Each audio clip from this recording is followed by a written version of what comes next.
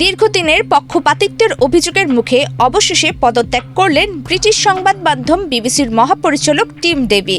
যুক্তরাষ্ট্রের president Donald ট্রাম্পের একটি ভাষণের সম্পাদনা নিয়ে বিতর্কের জেরে এই পদত্যাগের ঘটনা ঘটল। সংবাদ পরিবেশনে গাজা, ডোনাল্ড ট্রাম্প এবং ট্রান্সজেন্ডার অধিকার সহ বিভিন্ন সংবেদনশীল ইস্যুতে গুরুতর ও পদ্ধতিগত পক্ষপাতিত্বের অভিযোগ ওঠার পর তিনি পদত্যাগ করেছেন। তার সঙ্গে পদত্যাগ করেছেন বিবিসি নিউজের প্রধান নির্বাহী কর্মকর্তা ডেবোরা টার্নেস। বিবিসি বেশ কিছুদিন ধরে অভ্যন্তরীণ চাপের মুখে ছিল। ডেইলি টেলিগ্রাফ পত্রিকায় একটি অভ্যন্তরীণ নিরীক্ষা প্রতিবেদন ফাঁস হয়ে যাওয়ার পর চাপ আরও বাড়ে। এক্সট্রিম মশার কয়েল প্ল্যান্ট ফাইবার দিয়ে তৈরি, তাই সহজে ভাঙে না, সুগন্ধিযুক্ত ও নিরবিচ্ছিন্নভাবে জ্বলে। ডেঙ্গু, চিকুনগুনিয়া বাহি সহ যে কোনো মশার বিরুদ্ধে দেয় এক্সট্রিম সুরক্ষা।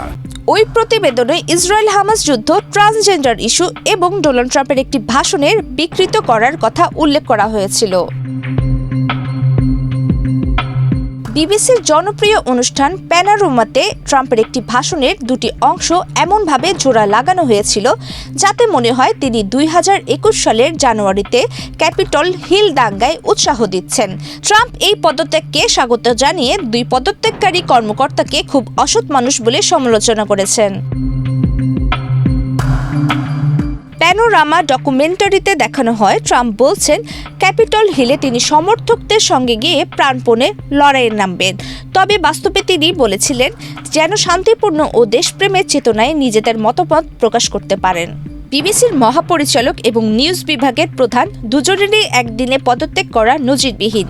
পদত্যাগের ঘোষণা দিয়ে টিম ডেভি বলেন, সব সরকারি প্রতিষ্ঠানের মতো বিবিসিও নিখুঁত নয়। আমাদের সব সময় উন্মুক্ত, স্বচ্ছ ও জবাবদিহির মধ্যে থাকতে হবে। যদিও এটি আমার সিদ্ধান্তের একমাত্র কারণ নয়, তবে বিবিসি নিউজকে ঘিরে চলমান বিতর্ক নিঃসন্দেহে আমার সিদ্ধান্তে ভূমিকা রেখেছে।